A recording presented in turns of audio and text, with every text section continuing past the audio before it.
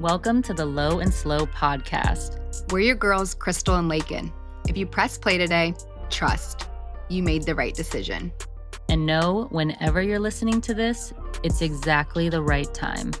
We invite you to pull up a seat to the conversation, get curious about your current perspective, and lean in for the opportunity to see yourself in another woman's story. We created That Girl Magic because we've been where you are. Here, the talk is real and the breath is steady. Let's get into your next mindset shift. Welcome back, ladies, to the Low and Slow podcast. I am Coach Laken, joined today by the one and only Coach Crystal. And today we are going to chat about that annoying little biatch, your inner mean girl, and ways that we can shift her from being a villain into a messenger, or your inner hype girl is where we want to get her to. And that takes time and obviously some awareness, but we want to go through some of those steps today, and also just giving a better explanation of why that voice comes through the way that it does. How you identify with it, how you hear it, and how you breathe through it, as always. Yes, this voice, many of you listening know it well. It keeps coming up. Maybe let's start to normalize this voice, right? It's not something we need to push away or just tell her to shut up, right? This is a voice that's coming up for a reason, and we're going to get into how to normalize what's coming up, how to understand why is she saying the things that, what is she wanting me to do with this information, and how can, like Laken said, how can we transform her in from the inner mean girl to that inner hype girl? So we're going to walk you through what that looks like. I'm sure a lot of you will be able to relate to some of the things that you hear and be able to see that these are different pathways and routes that you can take to try it out, right? See what lands, leave what doesn't. Take what lands and leave what doesn't. And, this is not something that is, you do it one time and you're done. Nothing is like that, right? So this is something you have to integrate, you have to practice at. And so two big things is going to be listening for her, right? And then deciding to do different. That's another big one, and how we're going to show you how to integrate that. Yeah. And can you shift the way that you're observing or the way that you're receiving the messaging, right? Instead of shame or blame or feeling the need to correct constantly, right? Like, can I have compassion in it? Can I understand the why behind why she's showing up and why she's sending the messages that she's sending? And then how can I use that to my advantage as opposed to something that's I'm perceiving as harming me? Yeah. Can we lean into curiosity with her? Do we even know her, right? Have you even identified her? Yeah. And when we mean identify her outside of yourself, because we think that she is our identity. She is us. So yes, she's a part of us, right? She's in the car, but who's the one driving here? Yeah. So when we start thinking about how to normalize this voice, right, we have to identify some patterns that are going to frequently come up. And we realize that doubt is prevalent, right? It's going to come up very frequently. And it's also going to most likely come up in places that are unfamiliar, because at the end of the day, all this voice is trying to do is keep you safe.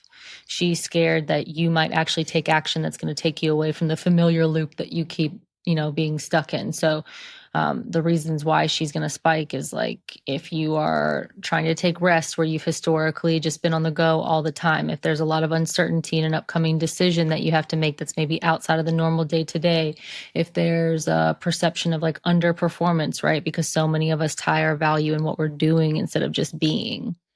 Yeah, for sure. Think about a lot of women we work with are in a health program, right? And they're coming in and, they're doing all the things. And so when this voice is super loud, what can this look like? This is that infinite loop, that judge, right? Like, I am, whatever's coming up, I'm immediately having something to say back to it, or I'm immediately wanting to push it away. I'm judging that inner critic in my head. And what happens there is that tornado starts to, right? It's a domino effect, right? I'm doing this, and that's what causes the spiral that we hear about. Right. So it's really about having that thought versus being run by the thought. And Yeah, because if anytime you throw shame on top of the negative thoughts that are already coming up, it doesn't help anything, right? So it's like we'll be ashamed or we'll judge ourselves because that's what the voice is coming through. It can be a form of judgment. And then we'll judge ourselves for judging ourselves, right? We'll be like, oh, I shouldn't think that, or I shouldn't feel that way. It's like, that's not helping you. That's not to your advantage. Yeah, she's loud, and then you're being loud back to yourself, where it's like, why can't both of these players be on the same team? Right? It's not that they can't. It's just about working to get them on the same team. It's like Laken said, she's actually just scared. She's scared you're going to move out of doing what's comfortable. And a lot of times when we're making change, it is getting out of our comfort zone in order to do that. So So the key part of that normalization is going to be the observation, right? Like, can I observe my thinking? Can I look at it from a place where I'm not engaging with it, but I'm observing what's coming up instead? Taking yourself out of it, which is why when we do story work, it's taking you out of participating in what this voice is saying to you and into observing. And so how do we do that? Just being able to bring some awareness to it. Oh, can I name her? Can I name her something outside of myself, right? So I can recognize when she's speaking and when you're speaking. Can I take a couple deep breaths? Can I do a quick body scan, right? Let's just say she's saying, you're not going to go to the gym tomorrow, something like that. Okay, what is the immediate feeling that's coming with that? And what is my body feeling like? Maybe it's frustration, like, why are you telling me that? No, it's on my calendar. I'm going to the gym tomorrow, right? And when she's saying something like that, what does the body feel like? And can I just take inventory? Can I start to take a look at myself almost outside of myself and be able to say, okay, I hear you. I hear that, you think I'm not going to do it because really, why she's saying that is because maybe there's some past evidence of where you haven't before, right? But that doesn't mean that has to be what you are choosing now moving forward, right? So once we become aware of her and we normalize that, hey girl, I know you're there, right? Get it. Mine's name is Cheryl. Like, I hear you, Cheryl. Okay, right? What's coming up here? Like, why am I feeling like this? Where am I feeling this? Am I tense? is my jaw like really tense? Is my shoulders tight, right? Like, can I take a quick body scan? And then can I also just say, like, again, lean into that curiosity of why and be able to, if a little child was coming up to you, same way that they would, like, what's wrong? What's going on? Right? Can I lean into that compassion? Yeah, and then once you can create enough awareness to normalize that voice that, okay, it is going to come up, it is okay, it's something that I can observe and not engage with, then we can look to move to understanding it, right? So creating that separation from the voice, like Crystal said, so it's not high drama in your head, and then looking at the root of it, right? So where are some of the places that could come from? So really where that comes from is like the conditioning, what we've been told before, right? Maybe this is how we've grown up and that's just the way it was. We hear that a lot. That's just the way that it is. It's been like this my whole life, right? Maybe that's from an unmet need, right? Or something that we feel is ultimately the truth. But in reality, when we start to ask ourselves those good questions, it's like, actually, this is not really true. And what is it in this moment I needed right now? Oh, I just needed a hug. Oh, I just needed to eat. Oh, I just needed to be heard, right? And so this is where like that suppression of maybe how we've been conditioned, it starts to backfire, because if we're not willing to lean into that curiosity or that compassion and start to listen to the feelings, and we just keep stuffing them places, right? She's going to get louder. She's not going away, right? There's no point to have this, like, that bitch, like, no, like, it's like, we have to acknowledge that she's there and then be able to want to lean into understanding her. This is a bar right here. If you are not willing to take the time to understand your own voice in your head, why would anyone else? Right? And when we don't take the time to listen to that voice in our head and decide to have a relationship with it, right? It comes out in other places. And then maybe it doesn't come out in the best form. So it's like we really get to develop that relationship with her and know that if we keep suppressing these things, she's going to show back up. And maybe in other areas, how we do one thing is how we do everything. So maybe it's going to be in work. Maybe it's going to be in relationship. Maybe it's going to be at home. And that's where the tool of like writing it down is so beneficial, right? Because then we can actually look at it. We can observe it in a way that allows us to separate it from ourselves and recognize that it doesn't have to mean something about us. It doesn't have to be our identity, right? It's information that's coming through. And if I can write it down to be able to analyze what the message is that's trying to come through, that's going to be a way that I can understand it better. I can see how it can be useful to my benefit, or what help is it asking for, right? More often than not, it's like a red flag being raised. Yeah, it's a signal going off, like a dashboard being lit up. And are we listening? Are we listening to what's coming up? And the part of that is like, can we not judge it? Like, well, who is telling us that we have to judge whatever's coming up? Yeah. And then once we get to a situation where we have the awareness of it, we start to understand the messaging that's coming through, then we can look to transform that messaging to something that benefits us, right? So this is where we can look at it as inner guidance as opposed to critic, right? Criticism or judgment. We can look at it and say like, okay, if this was a map to parts of me that need something, right? Whether that's love or rest or a boundary or to speak something that is important to me or be fully expressed, right? Then how can I turn that into an action item? So then we're choosing from a place of desire instead of fear-based thinking. That's what will help to shift that. And then you get rid of that like shame fuel, right? Because we're really just like, anytime we're giving into the inner critic or looking at it as criticism or shitting on ourselves for, it's like we're just dumping fuel on that shame fire, right? So like, how can I shift into that compassion? How can I recognize that this is something that's trying to teach me something about myself or teach me something that I'm not providing for myself, and use it as a tool in that way? Yeah, you are not the voice in your head. You are what listens to the voice in your head. Not listens as in believe, but listens so that you can hear what she's really wanting, right? So this is a voice I'm hearing. This is not who I am.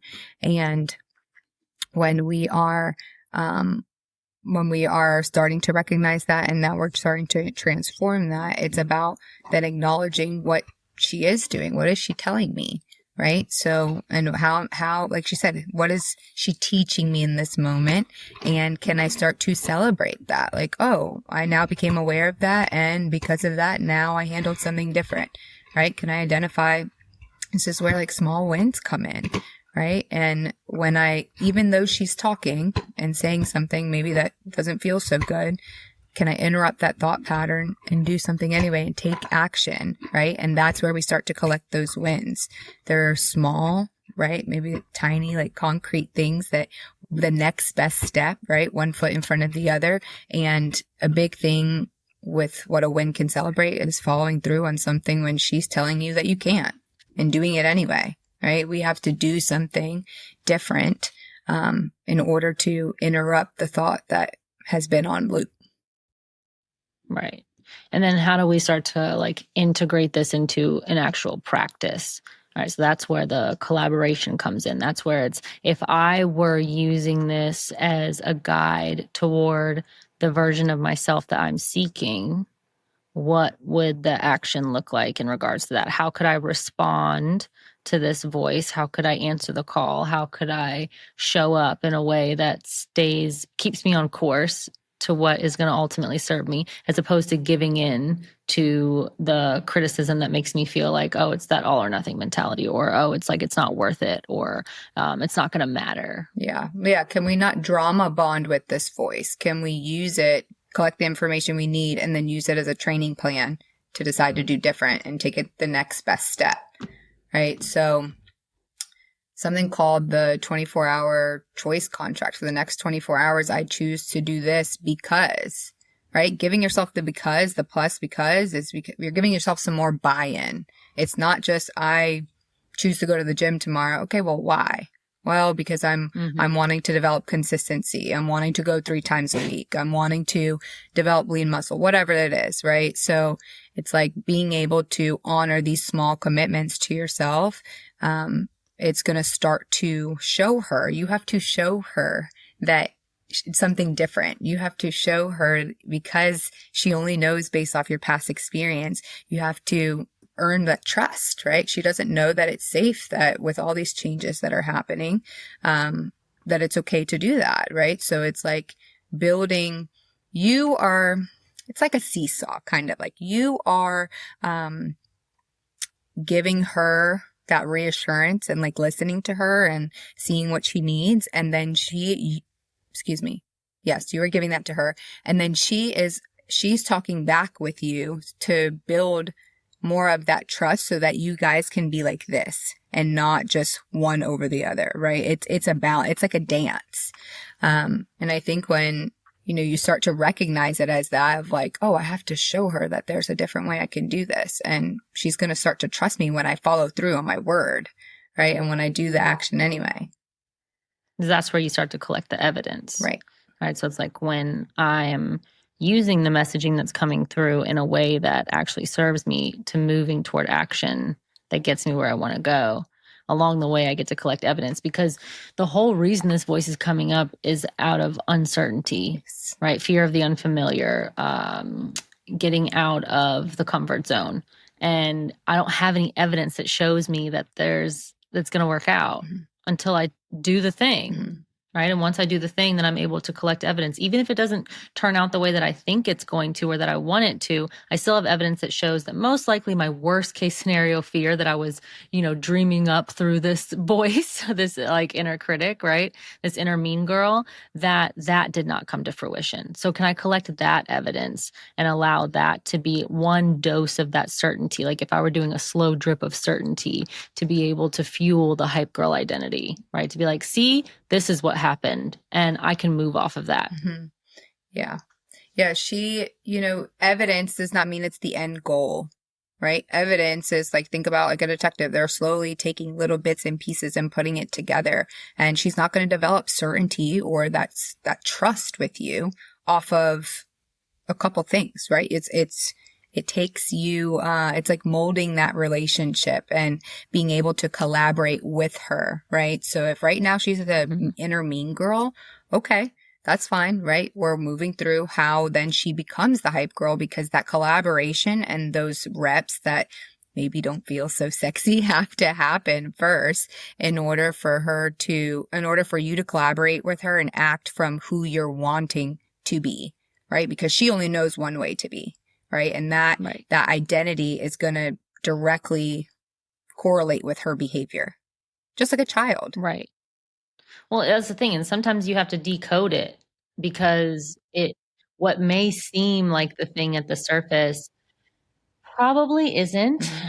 And you got to peel some layers back to identify what the real unmet need is that's trying to come through. Right. So it's like, is it something to do with, is it trying to protect me from the unfamiliar? Is it an old wound, right? A lot of times it's some shit that we were like so kindly bestowed upon by a generation prior to us that isn't even ours to hold on to. And that's where that voice is coming from, right? Like you talk a lot about like, whose voice is it? And then, or is it a need that's not being met that we've already addressed, right? But it's not always just very clear. And what's on the surface isn't always the root thing. So we may have to identify what feels very clear on the surface of like, oh, then this may mean that I am needing more rest, or that I need to delegate something, or I have too much on my plate. Right. Or this isn't working and I need to change it. Yeah. Yeah. And what's beneath that may be something even deeper of like, oh, I believe that if I don't do everything for everybody else all the time, then I'm not a good mom, for example. And that was probably taught to you by your mom. And that was probably taught to her by her mom. Right. So it does take some digging sometimes to excavate what's coming through in order to be able to use it to your advantage moving forward. And that gets easier and easier every time you do it. Right. And in the digging, right, if we can lean into again, the curiosity, or lean into seeing this as an opportunity. We didn't just have this relationship or this voice with ourselves out of nowhere. It is by no accident that a lot of clients we work with, sometimes their inner critic, or their inner mean girl's voice is their mother's name. And that does not to say that's every single time, right? But if it is, or it's a flavor of that, or it's, a woman that you've had or you've grown up with, like we've seen this before, generations before us, and it comes to the point where in the lineage does it stop where you take accountability for the voice in your head, right? You take ownership and you decide that, okay, well, if I don't like what she's saying, I'm going to take ownership and I'm going to start to build that relationship with her. And in the decoding process, there's a whole bunch of things that can go into why that voice is what it is, right? So it's leaning into, like, you have tools in your toolbox here. And before we act just based off of this one thing, can we get curious? Like, where did this come from? Right. And like Laken said, the protection, or the old wound, or the unmet need, right? This voice is something we have to develop the relationship with. And, let's give them examples of like a past protection, or a past, like an old wound, the protection or the need. Yeah. So a protection, like if it was like this voice comes through and it says something shitty, and it's like, if I was asking myself, is this protection? Is this an old pattern, or like an generational, or is it a need that's not being met? Right. If it was protection, it might sound something like, I need to take it. I'm not going to be able to get that done. Right. Meaning, if I were to really decode that, I could probably look into it and say, if I feel like I'm not capable of doing something, it might be because I'm trying to decide that it's only going to be valuable if I get one particular outcome. Right. So versus, if I don't get all of this done, then I failed. Then it's like, okay, could I identify with what part of it I do feel a little bit of certainty around completing, collect evidence on that, and then move forward. So then the protection can be, I can take small steps and it can feel safer. Yeah. Right. Like, I may not be able to do that thing, but I could do a portion of that thing, or I could do this version, or maybe I don't need to do that thing. I could look at something else that would benefit me more. Yeah. Cause that's like where the all or nothing mindset comes in, right? It's like, okay, she's saying something because it doesn't feel safe at the end of the day. So we have to reassure her and build that safety around, like, okay, well, let's not bite off more that we could chew. Let's just take it 1 inch at a time, one little bit at a time. Yeah, if it's an old wound, I feel like the one that comes up the most prevalently, and honestly, this is for men and women, but it's the not being enough. Yeah. Right. And this is something that's passed on, whether it is directly told to you or expressed to you in a way from a primary caregiver, let's say mother to daughter.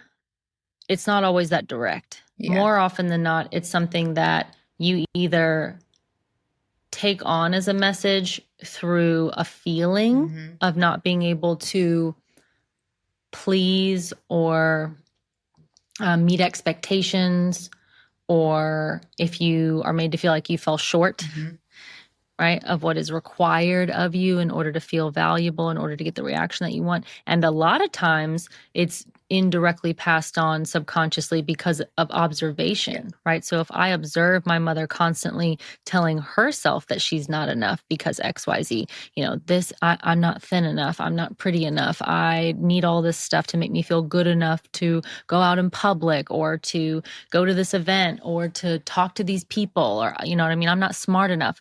These things that we tell ourselves, and we tell them in more ways than just directly that way, right? When that behavior is observed, it does have a way of repeating itself in the following generation. Because if my mother is my mother, and if she's not enough, then why would I be enough? Right. I mean, think about the visual as you're giving that example, is like the mom in the mirror, and I mean, I'm sure everyone has experienced that, of like your mom getting ready, or, whatever. And she's observing herself in the mirror, and you're a little child, and you're, looking at her. It's a huge first thing of what your first example of was a prevalent woman in your life, for sure. Yeah. Or like watching your mom do her makeup. Yeah. You know what I mean? And never being satisfied. with what she sees in the reflection. I remember I think my that's a good- kindergarten teacher doing her makeup during nap time, and I would just be, I mean, I in love it. class? Yeah. Oh. Yeah. Well, everyone's supposed to be napping, but I was up. Surprise. Surprise, surprise. But I mean, I loved makeup. I just was like, wow, like it's because you don't even know, but I mean, you're impressionable is what we're saying, and just being able to see where something like that then shows up years later down the line, or also too, where, maybe it's not a mother, to daughter relationship. Maybe it's a father to daughter relationship, and that, you're self-adjusting, right, to the response that you need to get from the man, right? And where can then that show up later on down the line in relationship, right? And I think these are things that majority of women don't normally talk about, because have they identified them on that deep of a level with themselves, right? And so, a lot of time when someone's like, I'm working on myself. Okay, yeah, working on yourself with that inner voice within yourself, rather than because of that partner you were with, or because of this. Like it just allows you to address that, your own inner victim mentality, essentially. Yeah. Yeah. And the one for needs is like, that one's the easiest one to identify, right? It's like the scan, the check-in. All the commercials, like, are you hangry? Right? It's like when you're acting out, or when your emotional state, or when your upregulated state is in response to something that feels probably over the top or like unnecessary. It's like, can you check in with yourself and recognize that the inner critic that's coming out, that's shaming you for that behavior, is actually telling you like, hey, you probably haven't drank any water today, or eaten a full meal, or slept a full night of sleep in months, right? Like, what is it that is an unmet need that you can provide not a fix, I don't like fix, but like that you can answer, right? Yeah. That you can provide some kind of sustenance in some way, so that way the relief. Yeah. Right. So I kind of like in the idea of like a GPS, right? If you have your thing and you're going to a destination and you miss the turn, right, it gives you another route, right? So like this toolbox is like, you have to decide, let's identify what's going on, right? And when you identify what's going on, like, let's note and name it, right? What are we feeling, right? Where is this? When's the first time I felt this way? Where is this coming from? What's coming up, right? Label it. And then can we address it before acting on it, right? Can we decide that, do we need to course correct, right? Do we need to take a detour? Do we need to, like, what do I need right now in this moment before? Because then it's like, if we miss that prevalent step, we keep, it's like a domino effect that we keep going into the next one and the next one. And then it's like all this triggered drama behavior. It's like Groundhog Day. Yeah. So you just keep repeating the shit and being like, why does this feel like this? Yeah. So after we something I wanted to bring up though really quick, like when we were talking about the protection one, right, is recognizing, and we touched on this a little bit, but recognizing that it is really the unfamiliar that's triggering that one. And if we can lean in to the unfamiliar, right, like just outside of our comfort zone, but start to understand that unfamiliar doesn't have to equal unsafe. Yeah.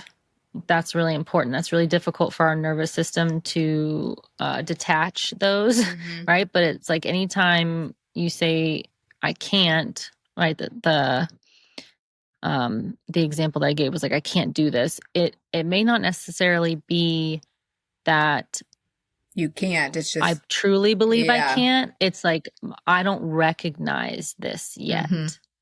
Right? It's not familiar, so it's not available to me. And that's where we have to start to rethink, is like, just because it's unfamiliar doesn't mean that it's impossible. Yeah. It's just, we just don't have that evidence yet. Yeah. The evidence yet. Those 3 letter words, yet, right? It's like the little girl riding on the bike, and she's only known that the training wheels were on there. And so she can't even, what? I'm going to ride it without the training wheels? I can't do that. And it's like, actually, yeah, you can. We just haven't tried yet, right? Let's take the training wheels off. And then you're doing it. And next thing you know, you're doing it. You're doing it.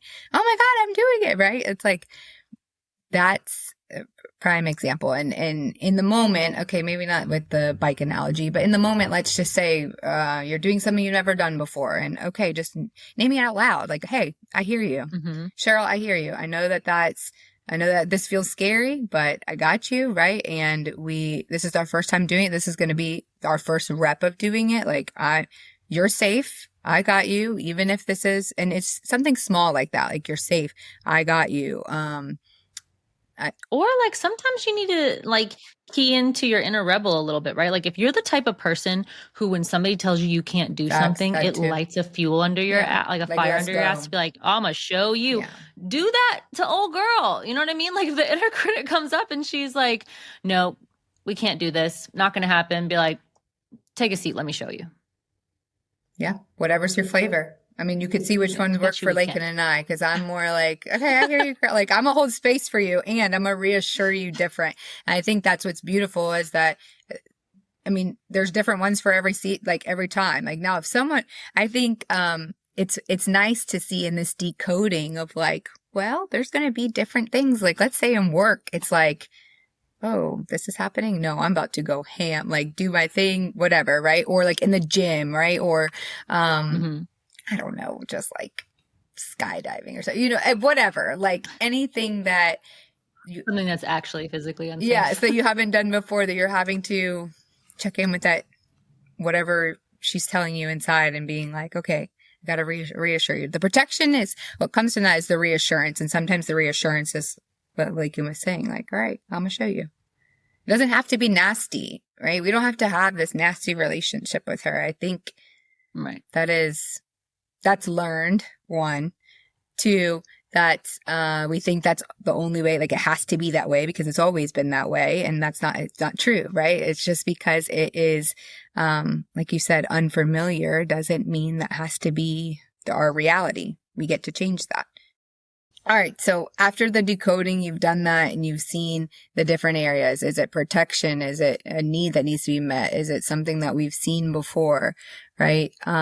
Then we can start to, encourage that voice, right? Once we start to use it, then we can encourage her in a different way that is now turning her into that hype girl. And so that's when we're moving, even if the outcomes are uncertain, we're still doing it anyway. So yeah, and a lot of times that's where, like when we touched on the breath early on, right? Like that's where that comes in. If you are not in a place to be able to value the message that's coming through or decode it, like don't force yourself. Don't try to do it in that state. Like take a beat, take a breath, and then write it down, reevaluate what's coming through. Yeah. What's worth taking that pace. Yeah. Take a walk. Like I'm going to come back to you in a second. I need it. Well, yeah. Okay. Similar to a relationship, right? If you're having a thing, like I'm going to take a minute, right? And I'm going to revisit this in 30 minutes, right? Or whatever. Like she's the same thing. Again, the relationship. All right. Let's give a personal example and you go first because I need to think of mine. And you go first. Let's give a personal example of where your inner mean girl shows up and give the example, and then what is a way that you turn her into your inner hype girl? Yeah, so for me, I would say that my inner mean girl shows up the most in relationship, right? Like that's where my doubt is the highest. That's where I will second guess myself the most. That's where I'll say the most not nice things to myself is in that dynamic. And when I dig into that, the source of it is coming from a fear of abandonment, right? So going back to like not being enough. And so it's protection. If I do something wrong, the consequence will be my biggest fear, right? That person will no longer want to be with me, claim me, desire me, whatever it is, right? And so the way that I have to work through that is recognizing, okay, when this message is coming through, are my worst fears going to come to fruition? Most likely not, especially not if I address it early on, right? And then can I understand what she's trying to protect me from? Can I look at where that's coming from? And can I say, okay, if that's actually the fear, and if that's what I'm getting stuck at, instead of letting that spiral and then it ending up becoming a self-fulfilling prophecy, right? Because I'm going to hold myself back if I'm living in fear in that relationship dynamic. How can I instead look at ways that I can communicate that, be vulnerable with that, be expressed in that relationship, so that I can give that person the opportunity to see me for who I really am. And then when they choose me, they're choosing all of me, as opposed to me wearing a mask out of fear, out of a protection response, and then it turning out, they feel like, oh, I didn't actually get the full picture because you were operating out of fear and you were wearing a mask half the time, or you were wearing a mask when we were in conflict or in these certain dynamics, right? And so when we're able to understand the root of it, again, then I can start to assess, okay, I can be safe to be fully expressed. I can be safe to show up authentically and allow that other person the opportunity to accept me and then collect the evidence that they're accepting me. Yes. Yes. T, T, T, T, T, T, T. Claps, claps, claps, claps, claps. Okay. Mine. Let's see. I would say mine shows up most. Mine's like a mix of the that wounding, like protection, and that like generational pattern. And I'm combining both of those because sometimes when things are overwhelmed, right? Or I'm stretching myself too thin, which is, I guess, kind of feeling into the needs first, that's where we'll first start. But when that voice is super loud for me, I really have to get out what exactly it is it's saying, because every time I do it, I'm like, that's not my voice. Wait a second. Well, I've heard that before, right? And I'm being able to discern what's mine, what is not mine, and then also know that it's like that reparenting in real time. It's not to say that voice is always a parent's, but it's just another voice that I've heard before.